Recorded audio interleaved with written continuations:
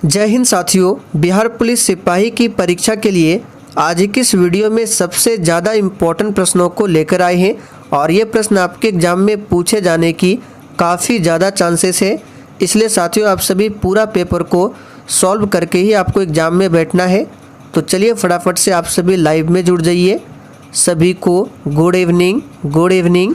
तो साथियों पहला क्वेश्चन है, कोरापुट निम्नलिखित में से किसके लिए प्रसिद्ध है? बॉक्साइट, लौह अयस्क, कॉपर या फिर डी अवरक के लिए। बिल्कुल आपको सोच समझकर आंसर करना है और साथियों प्रत्येक स्टूडेंट को नीचे लाइव चैट में अपना अपना आंसर देना है जिससे आपका प्रॉपर तरीके से रिवीजन भी हो। तो ये प्रश्न एग्जाम के लिए इम्पोर्टेंट रह सकता है, इसको ध्यान रखें। कोरापुट जो है ये किसके लिए प्रसिद्ध है? तो इसका सही जवाब है ये बॉक्साइट के लिए प्रसिद्ध है। तो यहाँ पर पहला ऑप्शन आपका सही जवाब है। और कोरापुट किस राज्य में है? तो उड़ीसा में है, जो कि बॉक्साइट के लिए प्रसिद्ध है। छत्तीसगढ़ में याद रखिएगा कोरबा पूछा जाता है। कोरबा किस लिए प्रसिद्ध है? तो याद रखिएगा कोयला के लिए कोरबा प्रसिद्ध है। और छत्तीसगढ़ में है बैलाडीला, जो कि लौह अयस्क के लिए प्रसिद्ध है। तो दोनों फैक्ट को ध्यान रखें।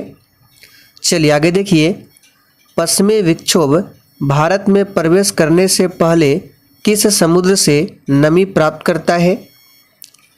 बिल्कुल टॉप लेवल का क्वेश्चन है और साथियों आपको एक भी प्रश्न को स्किप नहीं करना है। सारे प्रश्न आपके एग्जाम के लिए काफ़ी ज़्यादा इम्पोर्टेंट है। तो पश्चिमी विक्षोभ की बात करें, ये भारत में प्रवेश करने से पहले किस समुद्र से नमी प्राप्त करता है? तो याद रखिएगा भूमध्य सागर से। यहाँ पर दूसरा ऑप्शन आपका सही जवाब है, भूमध्य सागर से। देखिए पश्चिमी विक्षोभ की बात करें तो ये एक अत्यधिक उष्णकटिबंधीय तूफान है जो भूमध्य सागरीय क्षेत्र से उत्पन्न होता है। चलिए आगे देखिए, सादिकपुर सिनौली निम्नलिखित में से कहाँ पर है? चलिए तीसरे प्रश्न के लिए आंसर बताएंगे। और साथियों इससे पहले 2010 से लेकर अब तक बिहार पुलिस के एग्जाम में जितने भी बायोलॉजी के प्रश्न पूछे गए थे उनको हम लोगों ने कवर कर लिया है। जैसे कि आप सभी जानते हैं आपके बिहार पुलिस के एग्जाम में बायोलॉजी में ज़्यादा क्वेश्चन पादप जगत से पूछे जाते हैं। तो एग्ज़ाम से पहले आप लोग उस वीडियो को ज़रूर देख लें और उसके साथ ही जितने भी हिंदी के प्रश्न पूछे गए थे और पॉलिटी के उनको भी कवर कर लिया है। और कल हम लोग ज्योग्राफी के प्रश्नों को कवर करने वाले हैं जो कि 2010 से लेकर अब तक बिहार पुलिस के एग्ज़ाम में पूछा गया है। इसलिए आप सभी डेली क्लास को अटेंड कीजिए। क्लास का टाइमिंग है डेली रात 8 बजे से और एक क्लास है रात 8:30 बजे। तो यहाँ पर तीसरे प्रश्न का सही जवाब है ये उत्तर प्रदेश में है, सादिकपुर सिनौली। चलिए आगे बढ़ते हैं, यीस्ट का उपयोग सबसे ज़्यादा किस में होता है? चलिए बहुत ही शानदार लेवल का क्वेश्चन है, यीस्ट का उपयोग सबसे ज़्यादा किस में होता है? तो यहाँ पर चौथे प्रश्न का सही जवाब है इथाइल अल्कोहल। याद रखिएगा इथाइल अल्कोहल में यीस्ट का उपयोग सबसे ज़्यादा होता है। चलिए आगे देखिए, और यहाँ पे दही की बात करें तो दही में कौन सा अम्ल पाया जाता है? लैक्टिक अम्ल। तो ध्यान रखेंगे। और दूध से जो दही बनता है किसके कारण बनता है? तो जीवाणु के कारण। कौन सा जीवाणु है? तो लैक्टोबैसिलस जीवाणु के कारण दूध क्या होता है? दही में बनता है, यानी दही खट्टा होता है। चलिए आगे देखिए, जठर रस का पीएच मान क्या है? और देखिए अगर आपको किसी भी प्रश्न में थोड़ा भी डाउट होता है तो आप लोग तुरंत कमेंट करके पूछिए, आपके कमेंट का रिप्लाई 100% मिलेगा। तो यहाँ पे पीएच स्केल, तो पीएच स्केल की बात करें तो इसका खोज किसने किया था? तो सोरेनसन। यहाँ पे नाम लिख देते हैं, सोरेनसन नामक वैज्ञानिक ने पीएच स्केल का पता लगाया था। और पीएच स्केल में 0 से लेकर 14 तक नंबर होता है। और जिस विलयन का पीएच मान अगर 7 हो तो विलयन क्या होता है? उदासीन। और जिस विलयन का पीएच मान 7 से कम हो यानी 6, 5, 4, 3 वो अम्लीय होता है। और जिस विलयन का पीएच मान 7 से जितना ज़्यादा अधिक होता है वो उतना ही क्षारीय होता है। तो यहाँ पे जठर रस का पीएच मान बताना है तो ये लगभग में 2 से 5 के बीच में होता है। तो आंसर यहाँ पे क्या हो जाएगा? आपका 2 हो जाएगा, 5 नहीं आंसर करना है। तो ऑप्शन के अकॉर्डिंग आंसर बताना है। यहाँ पर पहला ऑप्शन आपका सही जवाब है और ये प्रकृति में क्या होता है? जठर रस अम्लीय होता है। ऑटोमोबाइल से निकलने वाली निम्न में से कौन सी गैस सर्वाधिक जहरीली है? बिल्कुल इसी तरह के क्वेश्चन आपके एग्जाम में भी पूछे जाएंगे। चलिए 6 के लिए आंसर कीजिए। ऑटोमोबाइल से निकलने वाली निम्न में से कौन सी गैस सबसे अधिक जहरीली है? तो याद रखिएगा ये है कार्बन मोनोऑक्साइड यानी कि CO। तो पहला ऑप्शन आपका सही जवाब है। और देखिए NO2 और SO2 की बात करें तो इसी दोनों के कारण क्या होता है? अम्लीय वर्षा। तो यहाँ से प्रश्न बनता है कि अम्लीय वर्षा के लिए कौन सी गैस जिम्मेदार है? तो NO2 और SO2 नाइट्रोजन का ऑक्साइड और सल्फर का ऑक्साइड जिम्मेदार है किसके लिए? तो अम्लीय वर्षा के लिए। चलिए आगे देखिए, कोरबा कोयला खदान भारत के किस राज्य में स्थित है? चलिए अभी हमने आपको ऊपर बताया था, अगर आप लोग ध्यानपूर्वक सुनते हैं तो बिल्कुल आराम से आंसर कर सकते हैं। कोरबा कोयला खदान, कोरबा और बैलाडीला अभी हमने डिस्कस किया था। तो बैलाडीला जो है वो लौह अयस्क के लिए प्रसिद्ध है जो कि छत्तीसगढ़ में है, और कोरबा भी छत्तीसगढ़ में है।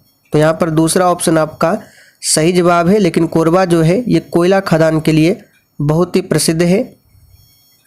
निम्नलिखित में से कौन गैर नवीनीकरणीय पुनर्चक्रण स्रोत है? और देखिए साथियों, अगर आपको सेशन थोड़ा बहुत भी पसंद आ रहा है तो प्लीज़ आप सभी से रिक्वेस्ट है कि आप सभी सेशन को दिल से एक बार ज़रूर लाइक कर दीजिए। तो यहाँ पे गैर नवीनीकरणीय बताना है, तो यहाँ पर आंसर क्या हो जाएगा? सौर ऊर्जा। ये गैर नवीनीकरणीय ऊर्जा के स्रोत है। बाकी पेट्रोलियम, लोहा, जंगल ये सभी क्या है? तो नवीकरणीय ऊर्जा के स्रोत है, यानी नवीकरणीय पुनर्चक्रण का स्रोत है पेट्रोलियम, लोहा और जंगल, जबकि सौर ऊर्जा ये गैर नवीकरणीय पुनर्चक्रण का स्रोत है। बेकिंग सोडा का रासायनिक सूत्र क्या होता है? तो यहाँ पर आपको इसी दोनों में बताना है, क्योंकि इसी दोनों में कोई एक आंसर होगा। तो बेकिंग सोडा, जिसको बोलचाल की भाषा में खाने वाला सोडा कहा जाता है, और इसका रासायनिक नाम होता है बेकिंग सोडा का सोडियम बाइकार्बोनेट, और फॉर्मूला होता है NaHCO3। ये क्या है? सोडियम बाइकार्बोनेट यानी खाने वाला सोडा। एक पूछा जाता है धोने वाला सोडा, जिसका सूत्र होता है Na2CO3 × 10H2O। ये क्या है? तो धोने वाला सोडा है। और एक कास्टिक सोडा पूछा जाता है जो कि NaOH। ये क्या है? सोडियम हाइड्रोक्साइड यानी कि कास्टिक सोडा है। चलिए आगे देखिए, यहाँ पे देख सकते हैं ये दिया गया है चौथा ऑप्शन में धोने वाला सोडा का सूत्र। निम्नलिखित में से कौन नदी द्वारा बनाई गई एक निक्षेपी भू आकृति है? चलिए 10 के लिए आंसर कीजिए। इनमें से कौन नदी द्वारा बनाई गई एक निक्षेपी भू आकृति है? तो याद रखिएगा ये है जलोढ़ पंख। यहाँ पर दूसरा ऑप्शन आपका सही जवाब है। नदी के निक्षेप द्वारा निर्मित स्थलाकृति को ही जलोढ़ पंख कहा जाता है। इंडियन सोशल कॉन्फ्रेंस की स्थापना कब हुई थी? चलिए 11 के लिए आंसर कीजिए फटाफट से। इंडियन सोशल कॉन्फ्रेंस की स्थापना कब हुई थी? तो यहाँ पर 11वें प्रश्न का सही जवाब है 1887 में।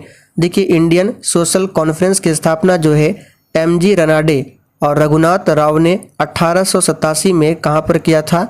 तो मद्रास में किया था। 1885 में क्या हुआ था? तो भारतीय राष्ट्रीय कांग्रेस की स्थापना हुई थी लॉर्ड डफरिन के समय में। और स्थापना किसने किया था? तो A.O. ह्यूम ने। सभी डेट को ध्यान रखें 1885 और 87। निम्नलिखित में से मगध साम्राज्य का कौन सा शहर गंगा, सोन और गंडक के संगम पर बसा है? चलिए और साथियों, सेशन के लास्ट में आपको कमेंट करके अपना अपना स्कोर जरूर बताना है कि आपने कितने प्रश्नों के सही सही आंसर दिए हैं।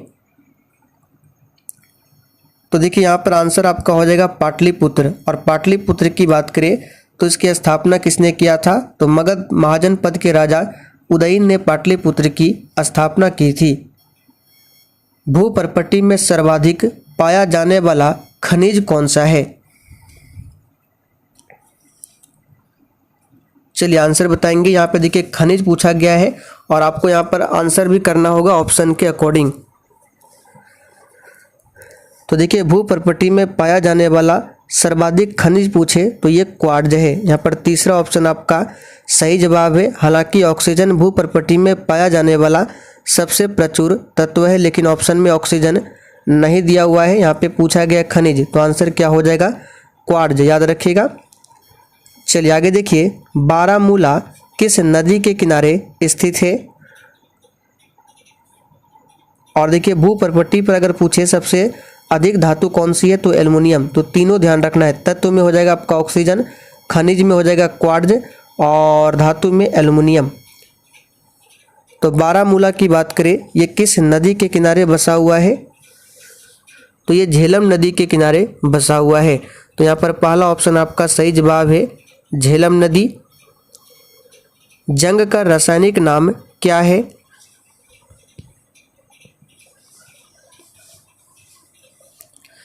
तो आंसर क्या हो जाएगा जंग का रासायनिक नाम? तो ये बहुत ही सिंपल है, फेरिक ऑक्साइड। ये क्या है? तो जंग का रासायनिक नाम है। आप लोग कमेंट करके बताइए, जंग लगना ये कौन सा परिवर्तन है, रासायनिक परिवर्तन या फिर भौतिक परिवर्तन है? सफ़ेद फास्फोरस का आकार कैसा होता है? चलिए 16 के लिए आंसर कीजिए। सफ़ेद फास्फोरस का आकार कैसा होता है? तो याद रखना है, सफ़ेद फास्फोरस का जो आकार होता है यह चतुष्फलकीय होता है। कैसा होता है? चतुष्फलकीय। चावल की खेती के लिए उपयुक्त जलवायु कौन सी है? चलिए, और साथियों अभी तक आप लोगों ने सेशन को लाइक नहीं किया है तो फटाफट से आप सभी सेशन को लाइक करते चलिए। तो चावल की फसल के लिए नम और उष्णकटिबंधीय से उपोष्णकटिबंधीय जलवायु की आवश्यकता पड़ती है। तो यहाँ पर हो जाएगा उष्णकटिबंधीय शुष्क जलवायु की आवश्यकता है चावल की खेती के लिए। चलिए आगे देखिए 18 नंबर से, निम्नलिखित में सबसे पहला एंटीबायोटिक दवा कौन सा है? चलिए वेरी इंपॉर्टेंट क्वेश्चन है, बिल्कुल एग्जाम में छपने वाला है। और साथियों इस प्रैक्टिस सेट को आपको एक भी दिन मिस नहीं करना है। हम आपको एग्जाम तक डेली ऐसा प्रैक्टिस सेट देने वाले हैं, इसलिए डेली क्लास को अटेंड कीजिए। तो सबसे पहला एंटीबायोटिक दवा कौन सा है? तो बहुत ही सिंपल है, इसका सही जवाब है सल्फा ड्रग। याद रखिएगा, दुनिया की पहली एंटीबायोटिक मेडिसिन जिसकी खोज किया था किसने? अलेक्जेंडर फ्लेमिंग ने। नाम क्या है? तो पेनिसिलिन। याद रखिएगा पेनिसिलिन। ये क्या है? तो दुनिया की पहली एंटीबायोटिक मेडिसिन है पेनिसिलिन, जिसकी खोज 1928 में किया गया था। किसके द्वारा? तो अलेक्जेंडर फ्लेमिंग के द्वारा। लेकिन दिए गए प्रश्न के अनुसार यहाँ पर सल्फा ड्रग हो जाएगा। इसकी खोज जो है 1932 में किया गया था। ऑप्शन में देखिए पेनिसिलिन नहीं है, इसलिए यहाँ पर आंसर क्या हो जाएगा? Sulfa drug. तो दोनों आपको ध्यान रखना है। विश्व में अगर पूछे दुनिया की पहली एंटीबायोटिक मेडिसिन कौन सी है तो पेनिसिलिन, और यहाँ पे ऑप्शन में नहीं है तो आंसर क्या हो जाएगा? Sulfa drug. चलिए आगे देखिए, निम्नलिखित में से कौन सबसे अधिक प्रत्यास्थ यानी कि लचीला है?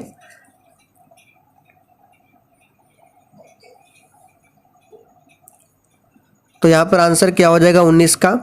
अब देखिए यहाँ पर कुछ बच्चे रबड़ बताएंगे। देखिए रबड़ जो है अधिक दबाव अगर इस पर डालेंगे तो ये क्या होता है? जल्दी टूट जाता है। रबड़ को अगर अधिक खींचा जाए तो ये टूट सकता है, लेकिन स्टील की बात करें तो ये अधिक लचीली मानी जाएगी। तो यहाँ पर आंसर जो होगा आपका स्टील होगा, ना कि रबड़। इसलिए आपको आंसर याद रखना है स्टील, रबड़ आंसर नहीं करने हैं। निम्नलिखित में से किसकी तरंगदैर्घ्य सबसे कम है? चलिए आंसर कीजिए फटाफट से। इन चारों ऑप्शन में से किसकी तरंगदैर्घ्य सबसे कम है? तो याद कर लीजिए एक्स किरण। एक्स किरण का तरंगदैर्घ्य जो है यह परावैंगनी किरण से छोटा और गामा किरणों से लंबा होता है, और तरंगदैर्घ्य जो है ये कम है इन चारों ऑप्शन में से। और इसका खोज किसने किया था? तो रोंटगन ने। किसने किया था? रोंटगन ने। एक्स किरण की बात करें जिसको एक्सरे भी कहा जाता है, ये एक प्रकार का क्या है? तो विद्युत चुंबकीय विकिरण है, जिसकी तरंगदैर्घ्य 0.01 से 10 नैनोमीटर तक होता है। लोकसभा अध्यक्ष अपना त्यागपत्र किसे सौंपता है? वर्तमान में 17वीं लोकसभा चल रहा है, जिसके अध्यक्ष है श्री ओम बिरला। और लोकसभा का जो अध्यक्ष होता है अपना त्यागपत्र किसे सौंपता है? तो इसका सही जवाब है उपाध्यक्ष को। तो पहला ऑप्शन आपका सही जवाब है। राष्ट्रपति अपना त्यागपत्र किसे देता है? तो उपराष्ट्रपति को। उपराष्ट्रपति राज्यसभा के पदेन सभापति होते हैं। आगे देखिए, प्रकाश तरंग और ध्वनि तरंग के बीच का अंतर निम्नलिखित में से किस घटना पर आधारित है?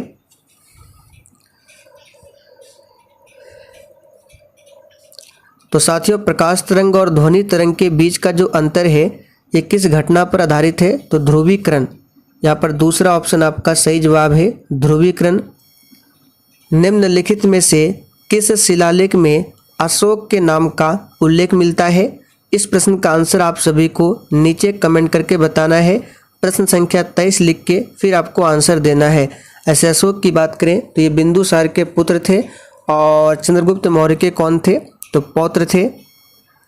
चलती कार में अचानक ब्रेक लगने पर यात्री का आगे की ओर झुकना ये निम्नलिखित में से किसका उदाहरण है? चलिए 24 के लिए आंसर कीजिए फटाफट से। तो बहुत ही सिंपल है, यह गति जड़त्व का क्या है? उदाहरण है। यहाँ पर पहला ऑप्शन आपका सही जवाब है। चलिए आगे देखिए, हुंडरू जलप्रपात किस नदी पर अवस्थित है? तो साथियों याद कीजिए, हमने आपको बताया था हुंडरू जलप्रपात जो है ये स्वर्ण रेखा नदी पर स्थित है और ये रांची के निकट यानी कि ये झारखंड राज्य में स्थित है हुंडरू जलप्रपात। शरावती नदी को ध्यान रखना है। यहाँ पर जोग जलप्रपात पूछा जाता है, जोग जलप्रपात या फिर गरसोप्पा या फिर महात्मा गांधी जलप्रपात, ये शरावती नदी पर है। कर्नाटक में नर्मदा नदी पर है धुआंधार जलप्रपात। चलिए आगे देखिए, निम्नलिखित में से कौन सा अनुच्छेद कुछ मामलों का उच्च न्यायालय में हस्तांतरण से संबंधित है? तो क्या पूछा गया है, कौन सा आर्टिकल है जो कुछ मामलों का उच्च न्यायालय में हस्तांतरण से संबंधित है?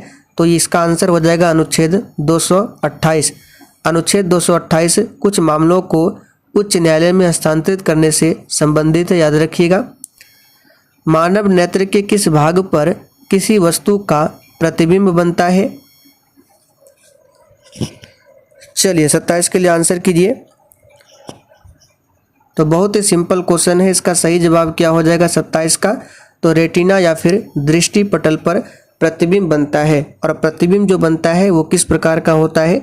तो वास्तविक और उल्टा होता है।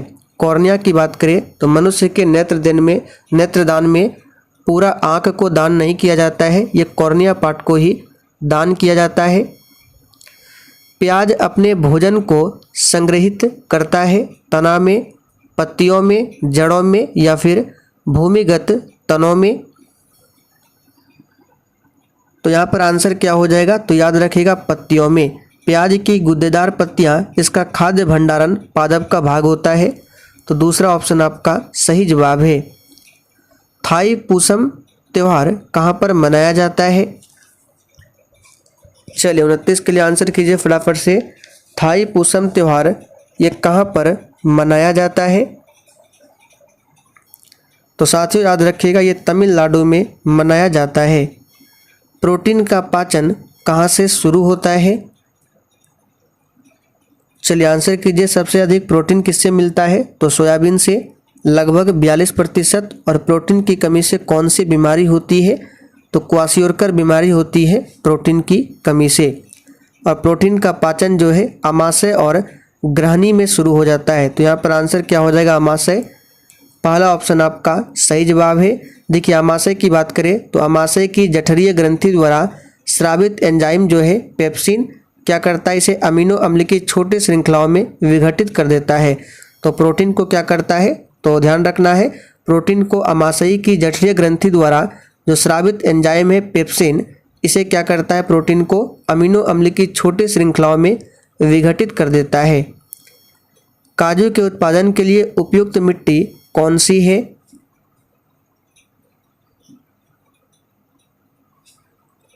तो काजू उगाने के लिए लाल लेटराइट मृदा सबसे उपयुक्त होती है। तो यहाँ पर आंसर क्या हो जाएगा 31 का? लेटराइट मिट्टी। तीसरा ऑप्शन आपका सही जवाब है। लेटराइट मृदा में आयरन और एल्युमिनियम की मात्रा अधिक होती है? कांवर ताल झील कहाँ पर है? तो बहुत ही सिंपल है, हमने आपको बताया था बिहार स्पेशल में। तो कांवर ताल झील जो है ये बिहार में है। तो यहाँ पर दूसरा ऑप्शन आपका सही जवाब है, बिहार के बेगूसराय जिला में है। तत्कार किस नृत्य का रूप है? तो साथियों तत्कार जो है कथक नृत्य का एक रूप है। तो यहाँ पर आंसर क्या हो जाएगा 33 का कथक। याद रखिएगा, कथक की बात करें तो ये उत्तर भारत या फिर उत्तर प्रदेश का क्या है नृत्य है। कथकली और मोहिनीअट्टम केरल का शास्त्रीय नृत्य है।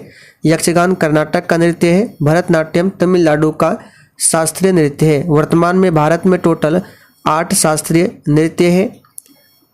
भारत छोड़ो आंदोलन जो कि 1942 में हुआ था, इसके समय जेल में भागकर किसने भूमिगत होकर लड़ाई लड़ी?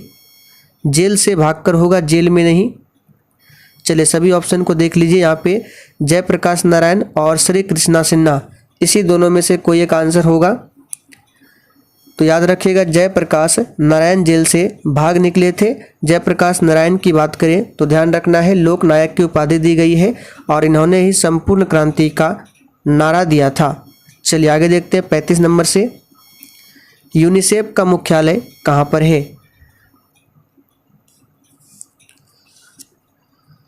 तो यूनिसेफ का जो हेडक्वार्टर है अमेरिका के न्यूयॉर्क शहर में है। तो यहाँ पर तीसरा ऑप्शन आपका सही जवाब है।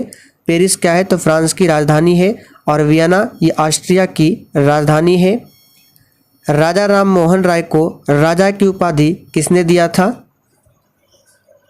चलिए जब भी ये प्रश्न आता है हम आपको बताते हैं कि राजा राम मोहन राय ने 1815 में आत्मीय सभा की स्थापना की, 1828 में ब्रह्म समाज की स्थापना की और 1829 में इन्होंने सती प्रथा के अंत में सहयोग दिया था। और राजा राम मोहन राय को राजा की उपाधि अकबर द्वितीय ने दिया था। तो यहाँ पर दूसरा ऑप्शन आपका सही जवाब है। विश्व मानवाधिकार दिवस कब मनाया जाता है? तो जब भी हम आपको एड्स दिवस बताते हैं लगभग उसी क्वेश्चन में आपको विश्व मानवाधिकार दिवस भी मनाते हैं बताया जाता है। तो 1 दिसंबर को मनाया जाता है विश्व एड्स दिवस और 10 दिसंबर को मनाया जाता है विश्व मानवाधिकार दिवस। तो यहाँ पर आपका दूसरा ऑप्शन सही है।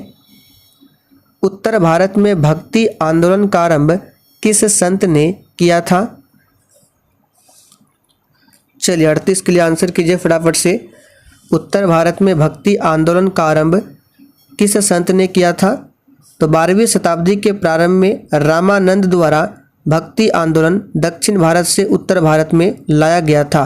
तो यहाँ पर आंसर क्या हो जाएगा? रामानंद। याद रखिएगा इस आंदोलन को यानी भक्ति आंदोलन को चैतन्य महाप्रभु, नामदेव, तुकाराम, जयदेव ने और अधिक मुखरता प्रदान की थी।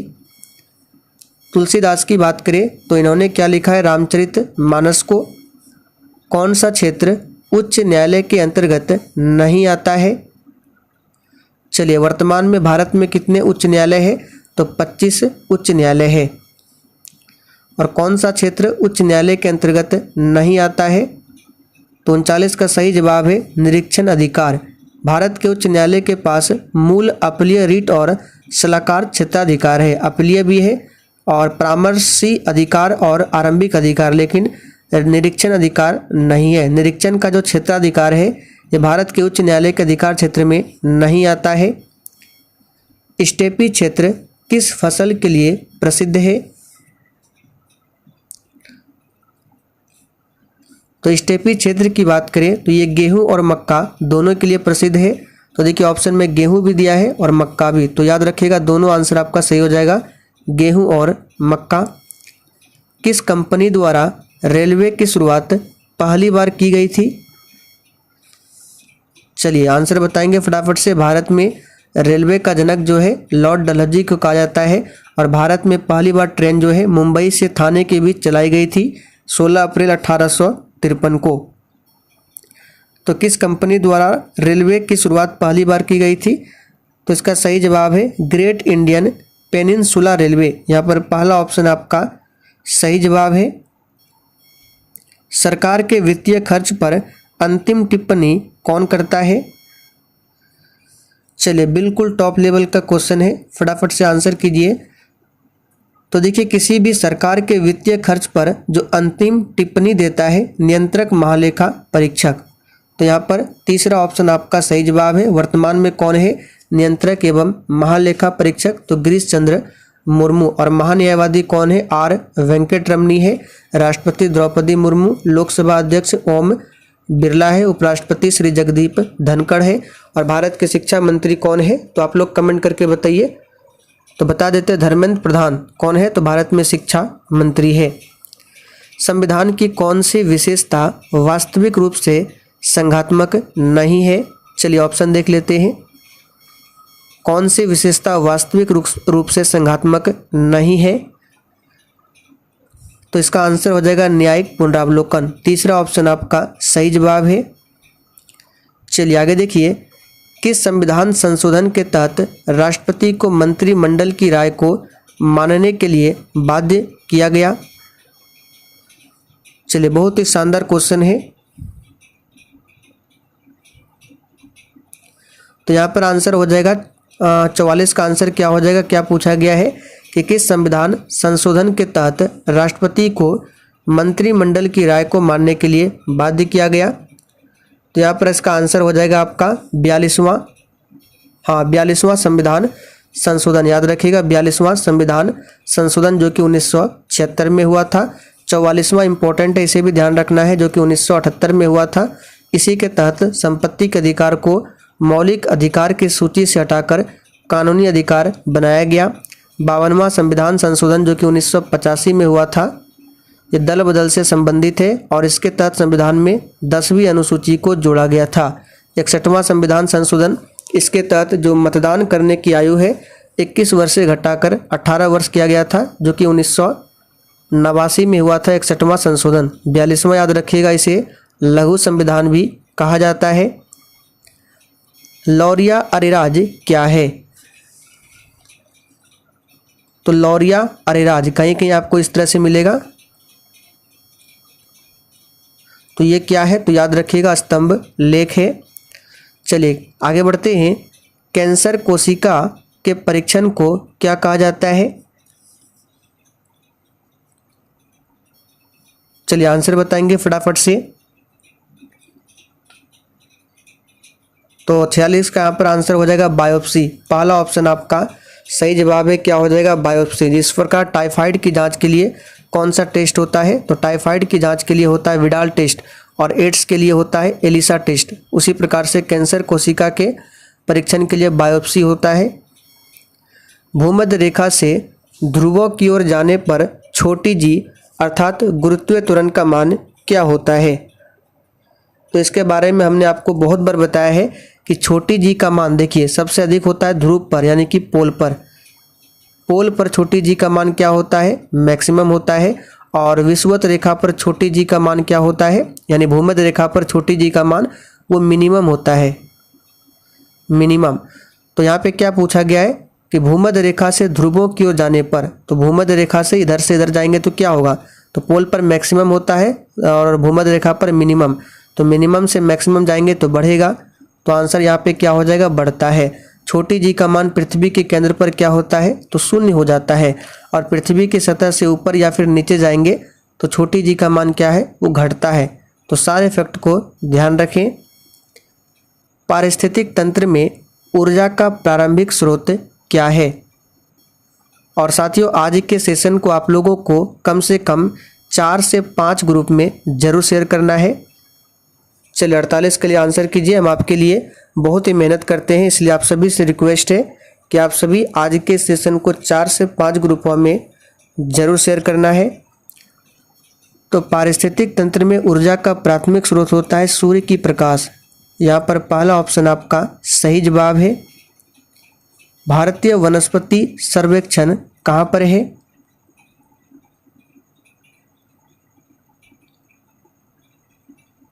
तो यहाँ पर आंसर क्या हो जाएगा? तो याद रखिएगा भारतीय वनस्पति संरक्षण जो है सर्वेक्षण, ये कहाँ पर है? तो 49 का सही जवाब है। ये कोलकाता में स्थित है, याद रखिएगा। पोंग बांध भारत के किस राज्य में स्थित है? चलिए एक राष्ट्रीय अभयारण्य आपको यहाँ से बता देते हैं जो कि एग्जाम में पूछा जा सकता है, बिहार दरोगा के एग्जाम में भी पूछा गया है और बिहार पुलिस के एग्जाम में भी पूछा गया है। तो बुक्सा नेशनल पार्क हमने आपको शायद बताया था, इसके याद कर लीजिए, ये पश्चिम बंगाल में है बुक्सा नेशनल पार्क। तो पोंग बांध भारत के किस राज्य में है? तो याद रखिएगा ये हिमाचल प्रदेश में है। भारत के संविधान की 8वीं अनुसूची में कितनी भाषाओं को सम्मिलित किया गया है?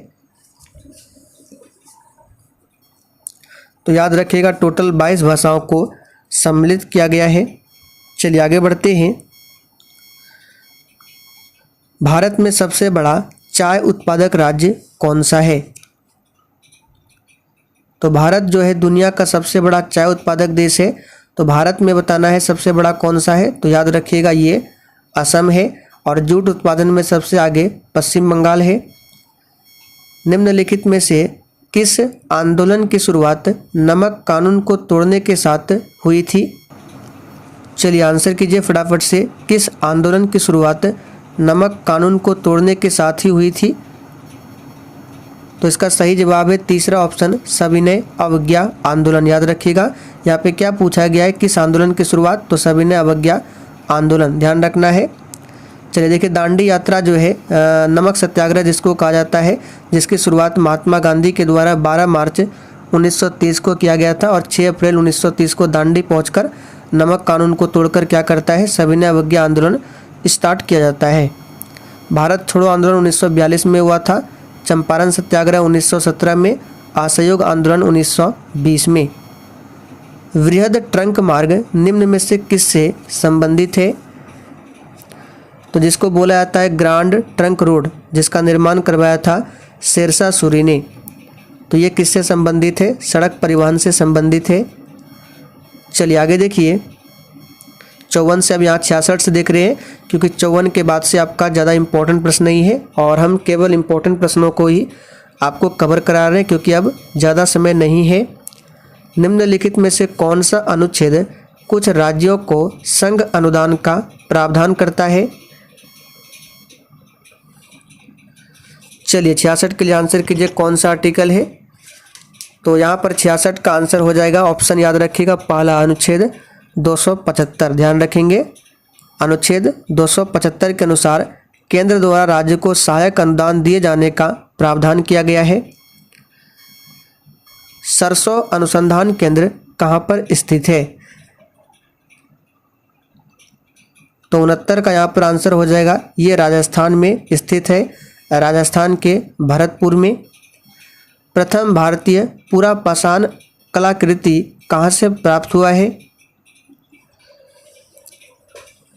तो साथियों प्रथम भारतीय पूरा पाषाण कलाकृति जो है ये कहाँ से प्राप्त हुआ है? तो याद रखिएगा आदि चलनूर, यहाँ पर तीसरा ऑप्शन आपका सही है। किसी दल को विपक्षी दल का दर्जा प्राप्त करने के लिए कम से कम कितना प्रतिशत सीट प्राप्त होना चाहिए? तो देखिए किसी पार्टी के नेता को विपक्ष का नेता घोषित करने के लिए उसके पास सदन की न्यूनतम 10% सीटें होनी चाहिए। नवपाषाण कालीन गड्ढे आवासों के अवशेष कहाँ पाए गए हैं? तो ये पाए गए कहाँ पे? कश्मीर में बुर्ज होम नामक स्थान में गर्ता आवास मिले हैं। तो सही जवाब है पहला ऑप्शन जम्मू कश्मीर। कोई मामला अवशिष्ट शक्तियों के अंतर्गत आता है या नहीं, यह तय करने का अंतिम अधिकार किसके पास होता है? तो ये किसके पास होगा? तो सुप्रीम कोर्ट के पास होगा, यानी सर्वोच्च न्यायालय। चौथा ऑप्शन आपका सही जवाब है, याद रखिएगा 73 का। चलिए आगे बढ़ते हैं।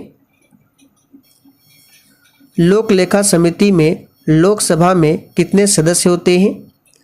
तो देखिए लोक लेखा समिति के बारे में हमने आपको बहुत बार बताया है कि लोक लेखा समिति के सदस्यों का कार्यकाल 1 वर्ष का होता है। इसमें टोटल 22 सदस्य होते हैं, जिसमें 15 सदस्य लोकसभा से और 7 सदस्य राज्यसभा से।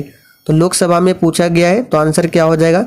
15 सदस्य। 22 आपको आंसर नहीं करना है, कुल सदस्य पूछे तो आपको आंसर करना होगा 22 सदस्य, ध्यान रखना है। चलिए और प्राक्कलन समिति की बात करें तो उसमें टोटल 30 सदस्य होते हैं और 30 सदस्य लोकसभा से ही होते हैं प्राक्कलन समिति में।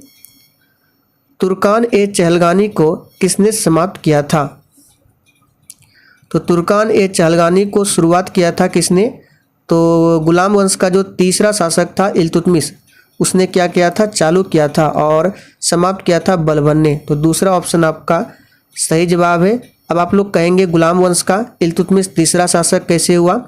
तो गुलाम वंश का पहला शासक कुतुबुद्दीन ऐबक, जिसकी मृत्यु 1210 में पोलो खेलते समय घोड़े से गिरकर हुई थी। उसके बाद इसका उत्तराधिकारी आता है आराम शाह, लेकिन आराम शाह अयोग्य शासक था, जिसके कारण इसकी हत्या कर दी थी इल्तुतमिश ने। तो देख लीजिए, पहला आता है कुतुबुद्दीन ऐबक, दूसरा आराम शाह और तीसरे नंबर पर इल्तुतमिश। तो चलिए साथियों, आज के लिए इतना ही। आज हमने आपके एग्जाम के लिए काफ़ी ज़्यादा इंपॉर्टेंट प्रश्नों को कवर किया। तो आप लोग फटाफट से कमेंट करके बताइए कि आपने कितने प्रश्नों के सही सही आंसर किए हैं। और साथियों, सेशन पसंद आया हो तो जाते जाते आप सभी सेशन को लाइक करके और सेशन को शेयर करना ना भूलें।